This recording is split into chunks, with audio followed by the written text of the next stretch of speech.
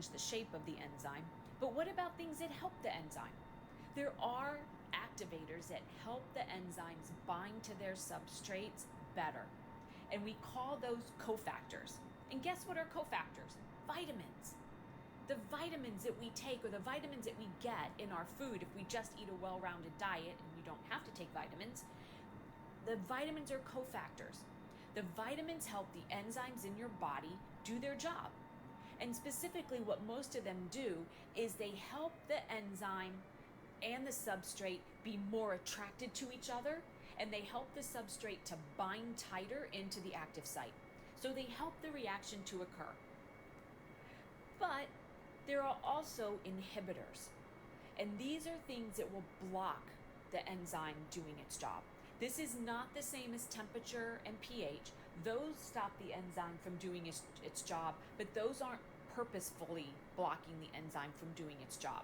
That's just if the enzyme gets outside of its normal temperature or pH range. Inhibitors actually block the enzymatic activity.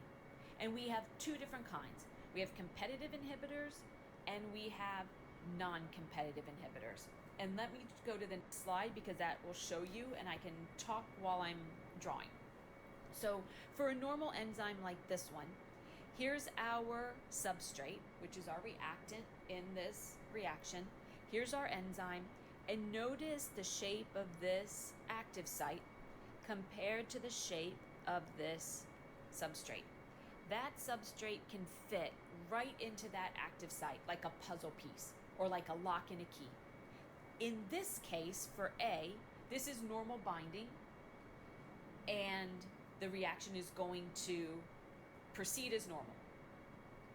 In this one, B, we have a competitive inhibitor. We have an inhibitor that's blocking the enzyme reaction, and it's blocking it by sitting in the active site. In other words, it's competing with the substrate for space. And the substrate can't fit in here now because the competitive inhibitor is in there. When the substrate can't fit, then the reaction cannot proceed. So a competitive inhibitor stops the enzyme by blocking the active site.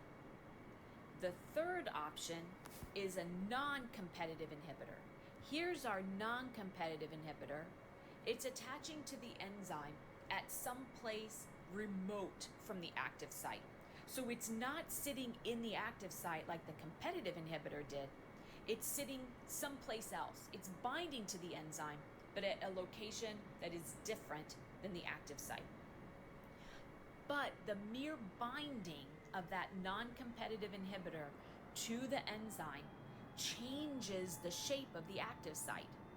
So look at the new shape of the active site, look at the shape of the substrate, and notice that it can't bind in there anymore. It's not going to be able to fit.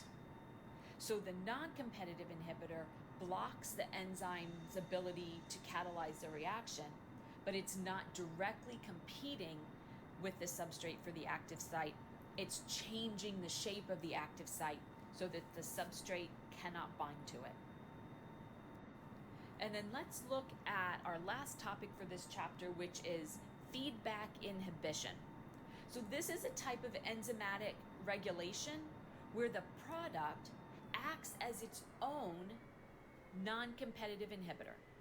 So I don't expect you to understand the very nitty-gritty details about the two amino acids that we are talking about here. We're talking about threonine and isoleucine. But I want you to understand the process. This happens in your body. Here is our enzyme. Here's the active site.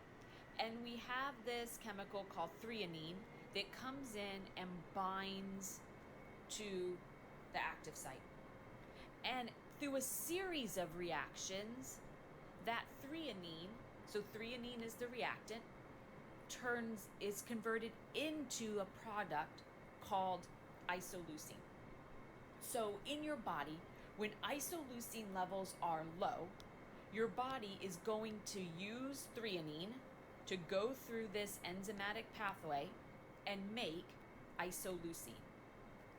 So the more that happens, the more isoleucine you have and the less threonine, because you're converting threonine to isoleucine. Well, when the levels of isoleucine get too high, isoleucine is its own non-competitive inhibitor. It attaches to the enzyme, but not in the active site. But when it attaches to the enzyme, it changes the shape of the active site, and now threonine cannot bind anymore. So this gives your body a chance to use up the isoleucine and not use any more threonine. When the isoleucine levels become low, then your body takes this isoleucine off of the enzyme, and now the enzyme goes back to its regular shape, and now threonine can bind to it, and we can start this process again. So in your body, you have this constant give and take between high threonine and low isoleucine, which then leads to these chemical reactions where we have high isoleucine and low threonine.